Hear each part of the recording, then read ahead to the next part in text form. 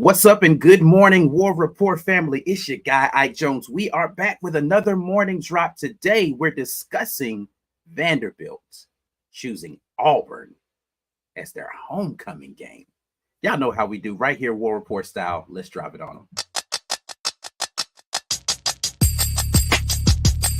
You are now listening to the War Report.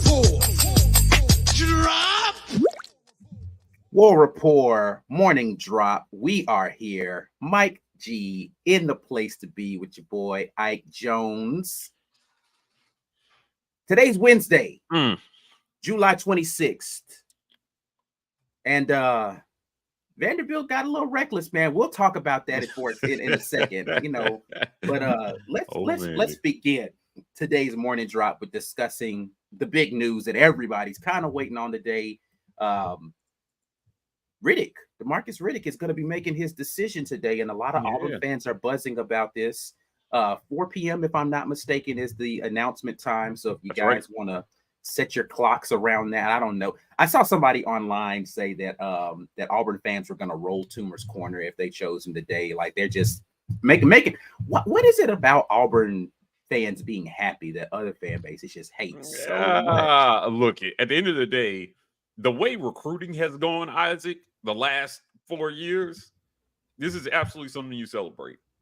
Now, there's nothing wrong with celebrating a big win. Like I just don't get that. Especially if you're not used to getting 4 or 5 stars like this all the time, and then flipping one from Saban.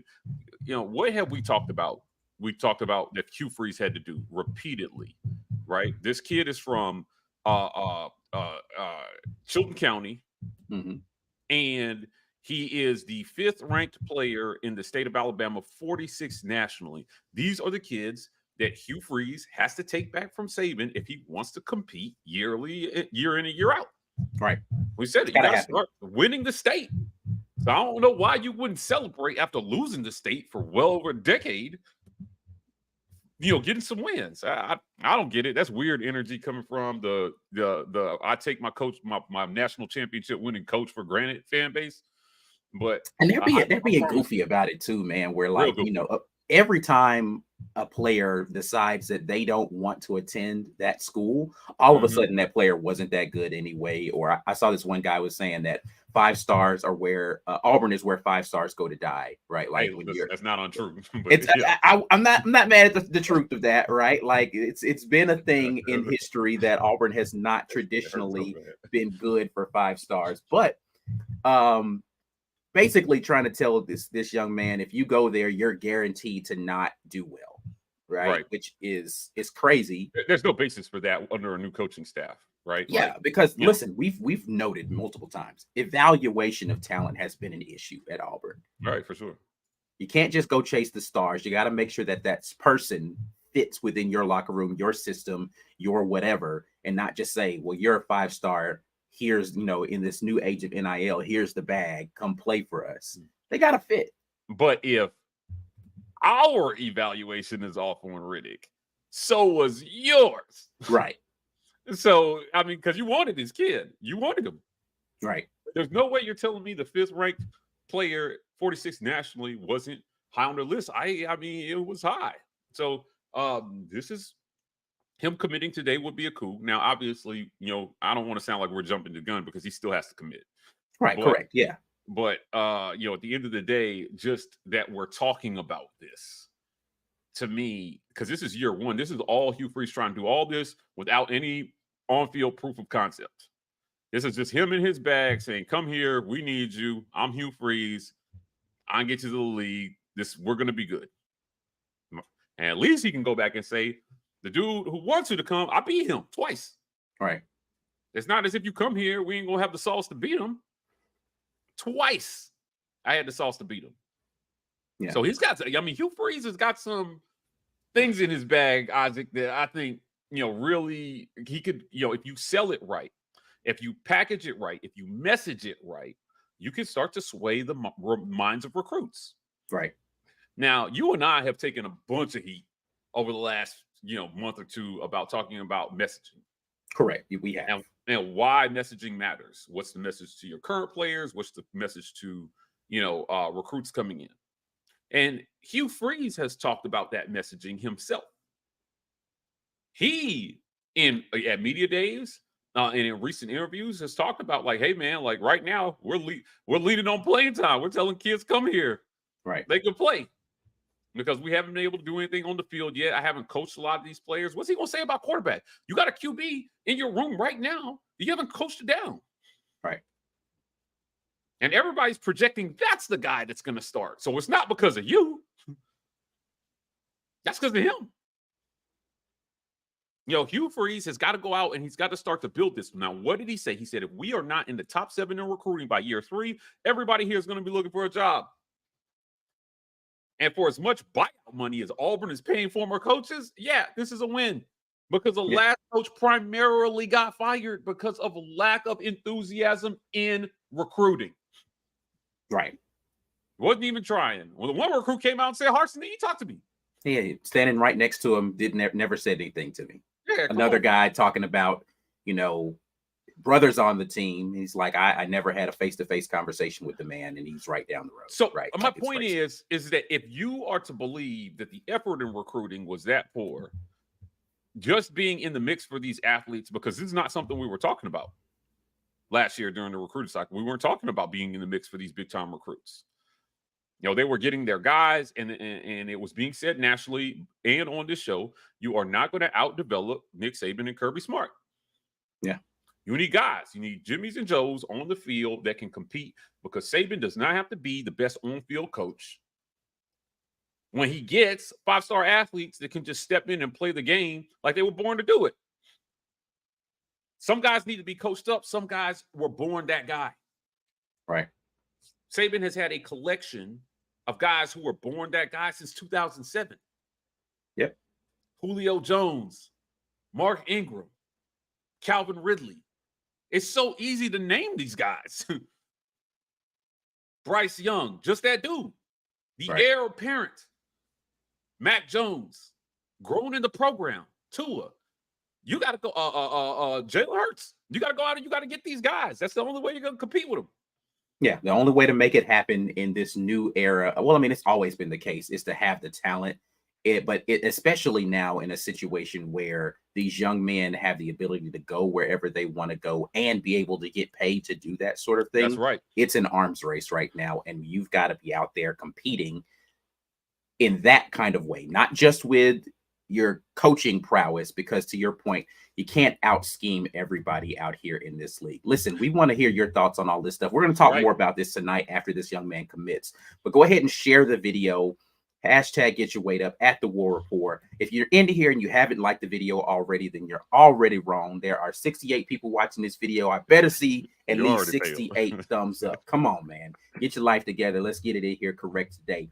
But let's get more to the point of the conversation of today. And we're going to talk about the fact that Vanderbilt decided, I don't know when, I don't know why, but they decided the homecoming game this year was going to be the Auburn game.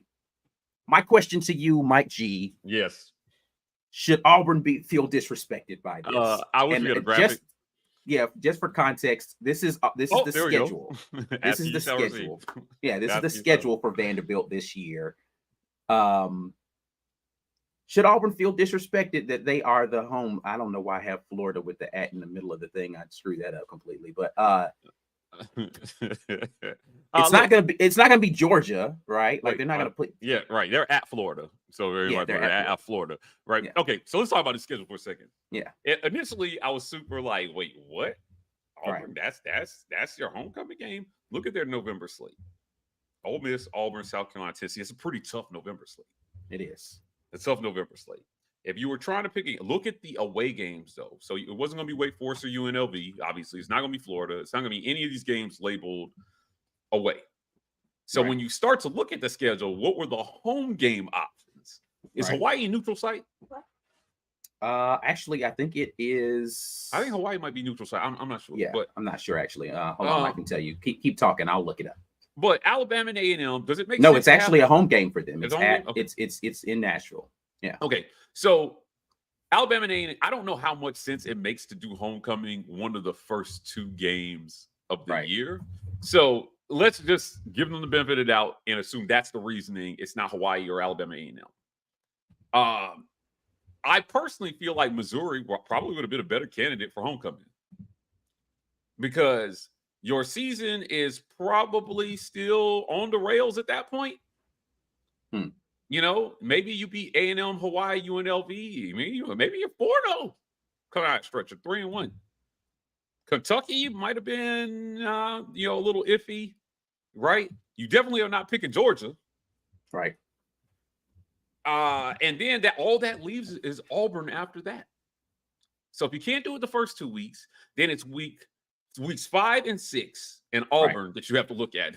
There are only 3 candidates for this homecoming. Correct. So did they draw straws and say, Auburn's got a new coach. All these other teams have continuity. Let's do this one. It's the only one that's not in the division, right? Like, right, yeah. Missouri and Kentucky are divisional opponents. Do you want to disrespect the divisional opponent and do that? Like, yeah, it's tough. It's definitely a tough decision. I was less mad after I looked at their schedule. I was like, they had to pick somebody. But still, like, it still was, I don't know, man. If you had to pick, mid to late in the season is when you have homecoming. You're certainly not doing early in the season. Over the last 7 weeks, you have 4 home games and a bye week. I'm sorry, 4 away games and a bye week. Right. Over the last 7 weeks, you have 5 weeks that are ineligible. And one that is Georgia. Right. That's how Auburn ended up their homecoming game. Correct. That's how Auburn ended up their homecoming game. I again, when I first saw it, I was like, the disrespect. And then cooler heads prevailed, and I went back and I was like, okay, Auburn is the obvious choice here because you're definitely not picking Georgia. Yeah, the only other, in my opinion, logical choice would be to have your homecoming way too early in the season, like week 2. Right? You have to go Alabama A&M is homecoming, and it's the second week of the season. Actually, the third week of the college football season, second week actually of college football season, because Hawaii is week 0, and then week 1 is, or actually week 1 of the season would be A&M. So it's they were in a difficult spot. I get it. I don't know what else you want to do there because again, the rest of the home games that are on the back half of your schedule are divisional opponents, and that just feels a little weird to have a divisional opponent as as your homecoming. But I don't know. I might have went with Missouri. Yeah, I'm telling you, I might have gone with Missouri as well too. I mean, listen, I know their defense is expected to be good, but like, their offense is iffy, man. Auburn won that game last year. They've literally fumbled the game away. It would be personally, I would have gone with Missouri. Kentucky would have been a tough draw. And like I said, if you're not going to do it the first 2 weeks of the season because that may not make any sense. I don't know the history behind teams like making the first 1 or 2 weeks of the season their homecoming. Yeah. I don't know how often that happens. I just assume that's not something you kick the season off with. Right. So, there you go. Missouri sitting right there mid-season. They would have been a better candidate, I think, than Auburn.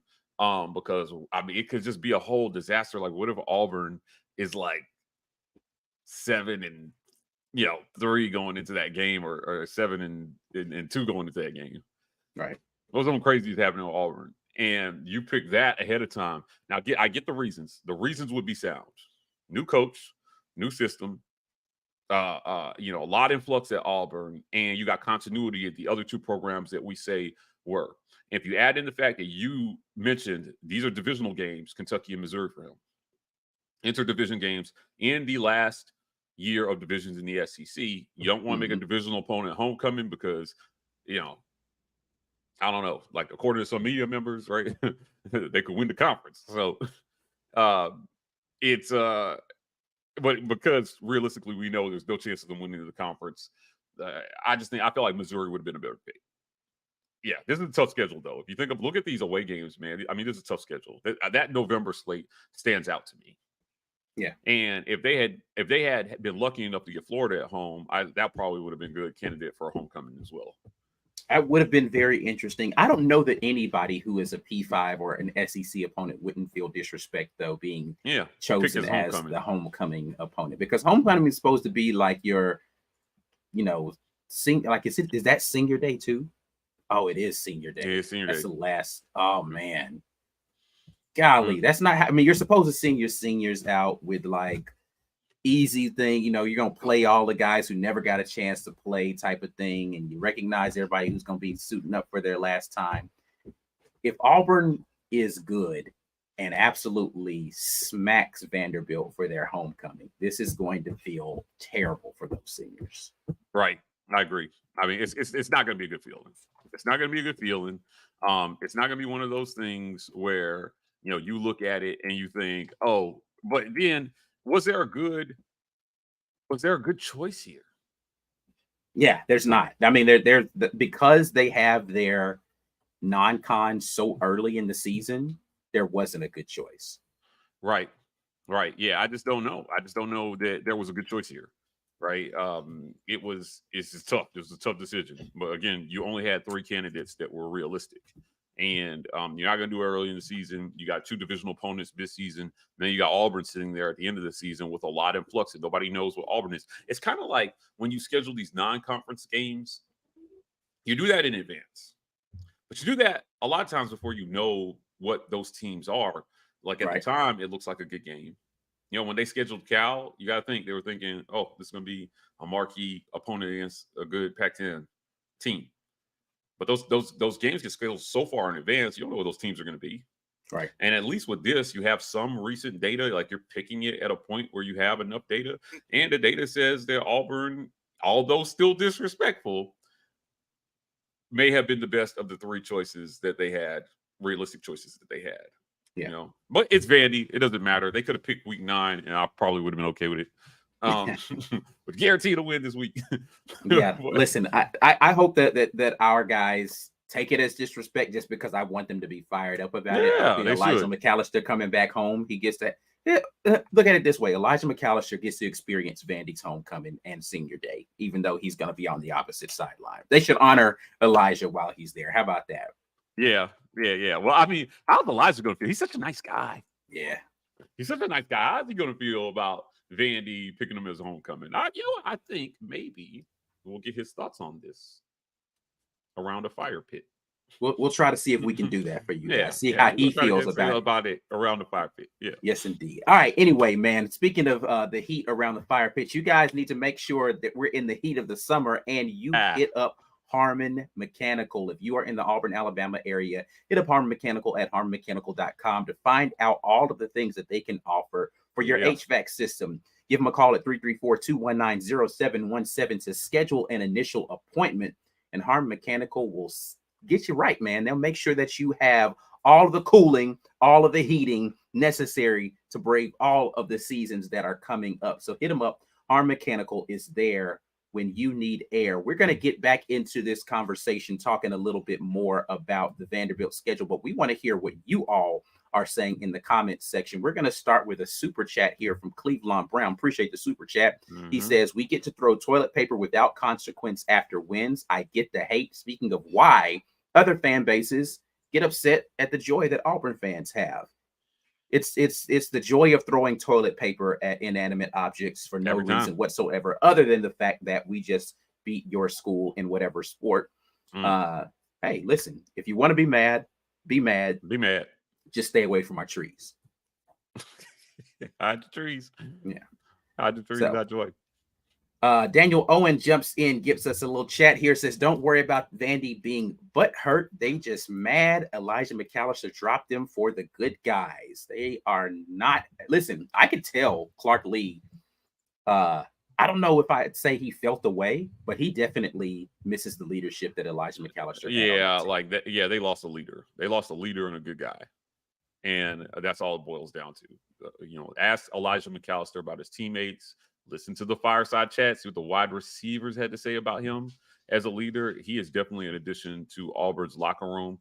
As a player, we'll see how he does on the field, but certainly it helps to have guys like that in the locker room who are at least, average to better than average players, but also good locker room guys, somebody who will come in and galvanize the locker room and put everybody in a winning teamwork mindset. Say it again for the people in the back. He helps get everybody in a winning teamwork mindset. When a young guy, gets upset about something on the field, Elijah McAllister is going to be that dude who grabs him and says, Get your head in the game. Yeah. We got ball left to play, right?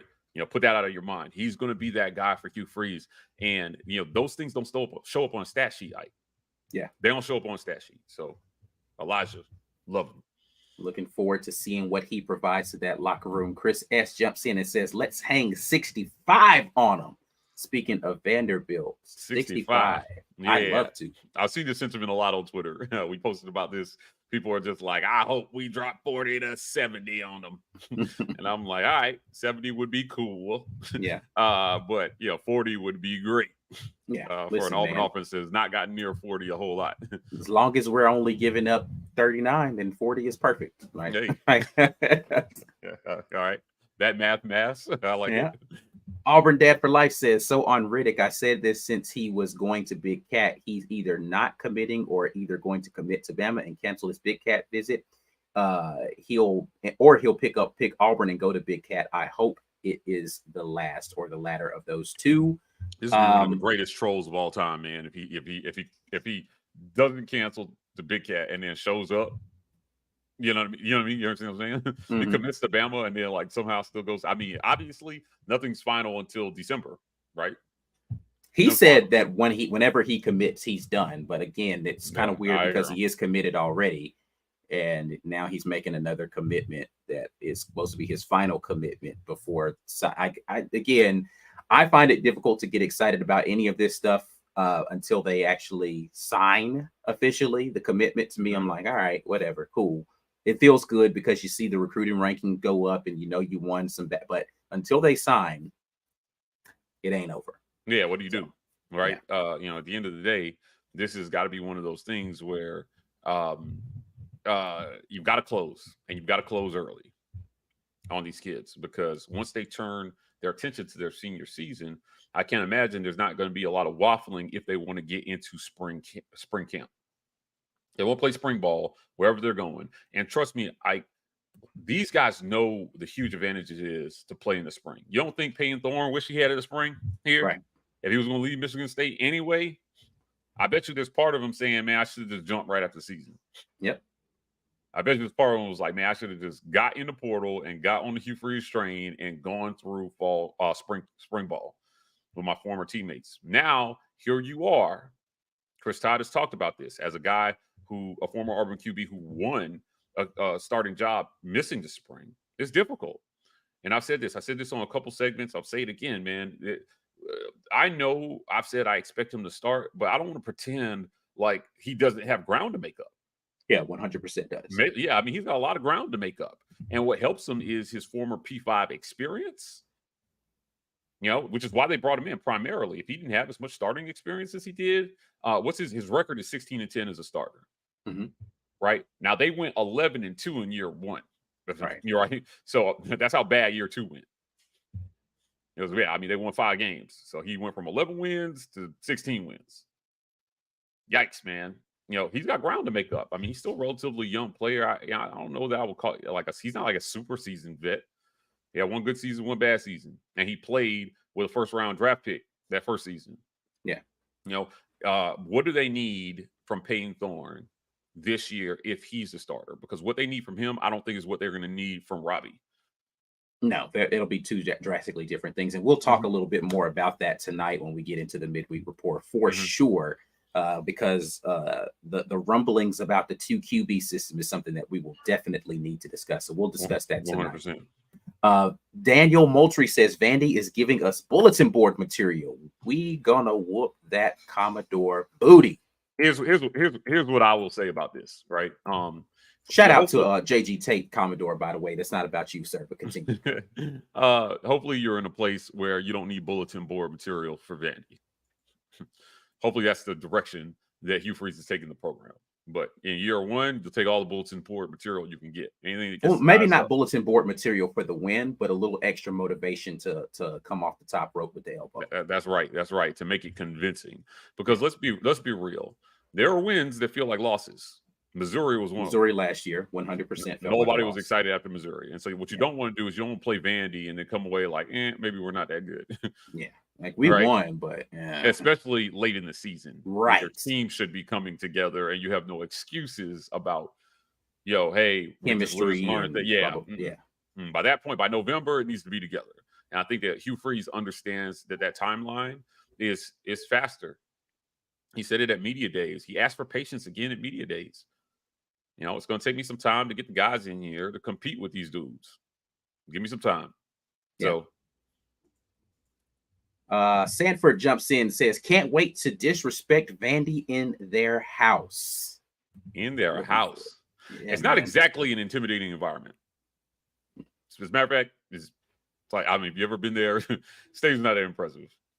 Right? Yeah, I'd be shocked if there weren't equal to or more Auburn fans in their stadium than there will be Vanderbilt fans, even with it being homecoming. Right. Facts. It's gonna be really interesting, I think, man, just kind of see, how this all plays out. But yeah, Vandy is not an intimidating environment. Like, you just got to go in and you got to handle business. You've got superior athletes. The recruiting rankings, despite even the deficiencies in recruiting that we've noted over the last 4 years, Auburn still has superior athletes. And they should have a superior coach. It's on the road, but it's not an intimidating environment. Go in there and win this one. They can't beat Vandy, man. I'm telling you, my outlook for year 2 will be different. Right. I guess my expectations on the timeline for year 2 will be different. It's just a game you got to win. And I don't care if it's year 1. He's got enough good athletes. And if you evaluate, if you're better at evaluating than the last 2 coaches, it's just a game you should be able to win. Right. Their over-under was like at 2.5 last year. I think it's at like 3.5 this year, maybe. 3.5, yeah. 3.5, right. Yeah. So, like, you cannot be one of those that contributes to the over on Vandy. You just can't. Right. Come on, man. let those let them get those 3 wins early in the season, and then go beat Missouri, and then coast into the rest of it. Can we agree it hits different in November too? It just kind of hits different in November. Oh yeah, for sure. Yeah. So we'll see how it goes. Haley jumps in and says, Vandy is drunk. Clearly, y'all just need to go in and handle business. Haley said Vandy has a drinking problem. I agree. Hey, I mean, listen, they have a lot of whiskey distilleries in the state of Tennessee, so maybe Vanderbilt is sampling the moonshine from the local wares. Right. Darius Pugh says, I'll definitely be making the trip to watch us stomp Vandy on their homecoming. Right. I'm looking forward to heading up there for that game as well. Hopefully it's a better experience than when I went up there for the basketball game. Daniel Moultrie says, also, there's no Titans game the next day either. So that'll be the biggest thing going on that weekend in Nashville. Interesting. I just went, we obviously were just in Nashville for media days. And they had a media event at the stadium. At Nissan Stadium, right? Nissan Stadium, yep. Yeah. It was kind of a cool pull up to that stadium. They're tearing it down and they're building another one like right next to it. But Nashville is a great city. If you haven't been, highly recommend it. The Titans are a big deal there. Outside of Vandy, actually I'm a little bit of a Titans rooter for guy, right? Like, I like seeing them for here. Yeah, I get it. I get it. Hardcore 49ers fan here to my left. But it's a cool city, man. Too bad Vanderbilt didn't get any of that coolness. They got good grades though. I'm about to say they have a good the university itself great. Their sports and their athletics. Baseball's good. They have a good baseball team. Auburn Dad says, no offense to Vandy, but I want us to mercy rule them. If there were a mercy rule in football, then I would be in favor of this for sure. Yeah, facts. Mercy rule, I think, is what most people are going to be like. Listen, you got to beat big boys. Like, if you're a big boy, you beat little boys, right? All day long, right? You stomp them into the ground, you hurt their feelings, you take their candy, take all their lunch money, right? And then you go hang out with their mom. That's what happens when you're a big boy, right? So, at the end of the day, Vandy is a little boy. Auburn should be a big boy. Hugh Freeze needs to be bringing big boy football back to Auburn University. I wanted to continue that metaphor and figure out who's Vandy's mom, but I just couldn't figure out who that was going to be in that moment. SMT jumps in and says, Vandy with the last 3 or 4 on the road. Dang, not a kind schedule. It is a rough schedule. I will say that. It was a rough schedule. They end their season in a very difficult way. That's why I have more understanding for why they chose Auburn, right, as homecoming. There weren't a lot of good choices, first and foremost. There weren't a ton of good choices, unless you were just going to say, screw it, we'll do it week 2 against Alabama A&M.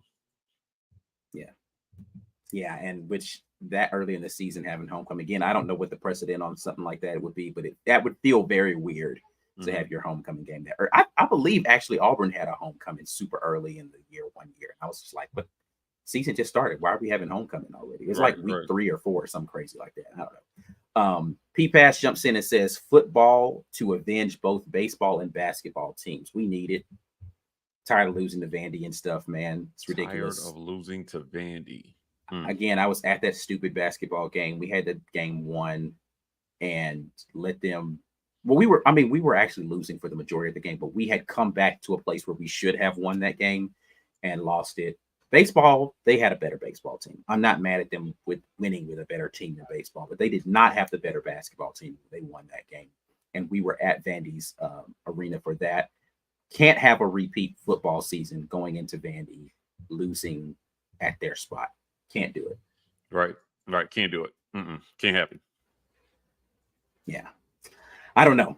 Anyway, that's it, man. We're going to get out of here. Once again, we are going to be back at you guys. That's the wrong one. Back at you guys tonight with the midweek report. And we're going to be talking a little bit about this 2 QB system. Hopefully, we'll be talking more about them. Well, we're going to be talking more about Demarcus Riddick's decision, regardless of who he chooses today. That will be a topic of discussion tonight. So make sure you guys are back here with us, 7 p.m. Central Time. And we'll be talking a little bit more Auburn sports with you all. Yeah.